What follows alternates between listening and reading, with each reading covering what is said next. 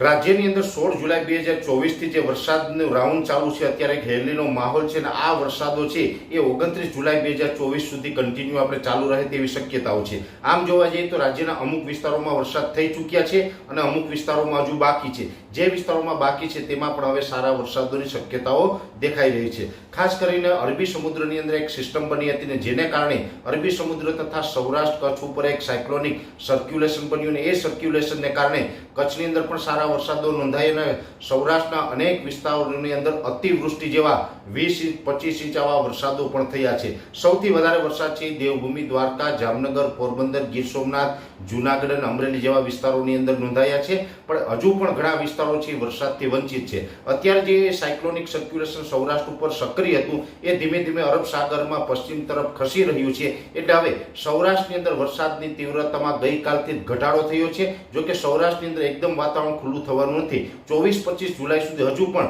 વરસાદો ચાલુ રહેશે, પણ વરસાદની તીવ્રતા ઘટી જશે અને હવે ભારે વરસાદો હતા એની જગ્યાએ હવે હળવા મધ્યમ વરસાદો છે એ ચાલુ રહેશે।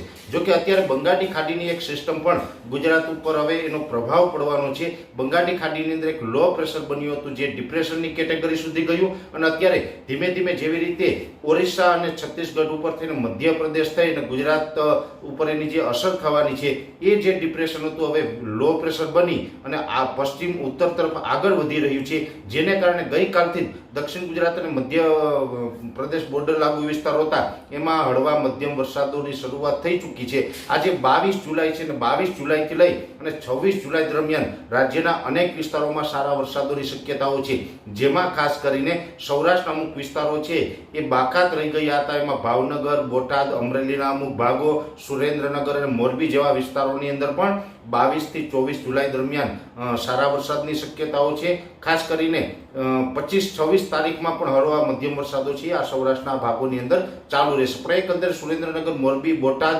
ભાવનગર અને અમરેલી જેવા વિસ્તારોની અંદર પણ સારા વરસાદો નોંધાશે। એ સાથે દક્ષિણ ગુજરાતના તમામ જિલ્લા જેની અંદર ભરૂચ, અંકલેશ્વર હોય, રાજપીપળા, સુરત, વલસાડ, વાપી, બારડોલી, બિલીમોરા, ડાંગ આ તમામ વિસ્તારોની અંદર પણ આવનારા 2 થી 3 દિવસ એટલે કે 22, 23 અને 24 તારીખ દરમિયાન સારા વરસાદો પડે એક બે સ્પેલ છે એ ભારેથી અતિ ભારે થઈ જાય તેવી પણ શક્યતાઓ રહેલી છે। મધ્ય ગુજરાતના જે ભાગો છે જેની અંદર અમદાવાદ, ગાંધીનગર હોય, આણંદ, નડિયાદ, ખેડા જેવા વિસ્તારો છે, બરોડા છે અને એ સાથે મધ્યપ્રદેશ બોર્ડર લાગુ વિસ્તાર છે જેમાં મહીસાગર, દાહોદ, ગોધરા અને છોટાઉદેપુર આ તમામ વિસ્તારોની અંદર પણ આવનારા 3 દિવસ સુધી ભારે વરસાદ જોવા મળશે ને એક બે સ્પેલ છે એ અતિ ભારે પણ થઈ શકે છે। સૌરાષ્ટ્રના જે દ્વારકા, પોરબંદરની અંદર પરિસ્થિતિ જોવા મળી એવી પરિસ્થિતિ પણ મધ્ય ગુજરાતના એકલ દોકલ સેન્ટરની અંદર જોવા મળે તેવી શક્યતાઓ છે। ઉત્તર ગુજરાતના જે તમામ સેન્ટરો છે જેમાં અરવલ્લી હોય, સાબરકાંઠા, બનાસકાંઠા, પાટણ, મહેસાણા આ તમામ વિસ્તારોમાં પણ